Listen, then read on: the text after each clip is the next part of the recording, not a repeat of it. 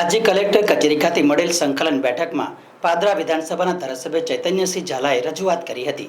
આજે મળેલી સંકલન બેઠકમાં અનેક મુદ્દાને લઈને ચર્ચાઓ થઈ હતી। શહેર કે જિલ્લાના વિકાસના કામોને લઈને ચર્ચા વિચારણા કરવામાં આવી હતી। કલેક્ટરની અધ્યક્ષતામાં મળેલી બેઠકમાં 6 જેટલા ધારાસભ્યો ઉપસ્થિત રહ્યા હતા, જેઓએ અલગ અલગ મુદ્દાઓને લઈને પોતાની રજૂઆત કરી હતી। ગંભીરા બ્રિજ પર લટકેલા ટ્રક બાબતે પાદરાના ધારાસભ્ય કલેક્ટરની મૌખિક રજૂઆત કરી હતી।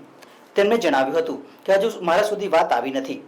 વહેલી તકે બ્રિજ પર લટકેલી ટ્રક તેના માલિકને મળે તેવા પ્રયત્નો ચાલુ છે। અમારું ધ્યાન અત્યારે ગંભીરા બ્રિજ પીડિતોને વધારે વળતર મળે તેના પર છે। ના, હજુ મારા સુધી આવી કોઈ રજૂઆત નથી આવી, પણ સમાચારોના માધ્યમથી મને તેની માહિતી મળી છે। તો કલેક્ટરશ્રી સાથે મૌખિક એના માટે મેં પૂછપરછ કરી છે, તો જેથી કરીને જલ્દીથી તેને ટ્રક મળી જાય એ પ્રમાણેની કાર્યવાહી કરવામાં આવશે। અત્યારે તો અમારું ધ્યાન મુખ્યત્વે જે પીડિત પરિવારો છે તેઓને વધારે વળતર મળે અને તેમના પરિવારોને સરકાર તરફથી સહાય કરવામાં આવે તે પ્રમાણે તેની ઉપર અમે ધ્યાન આપી રહ્યા છીએ।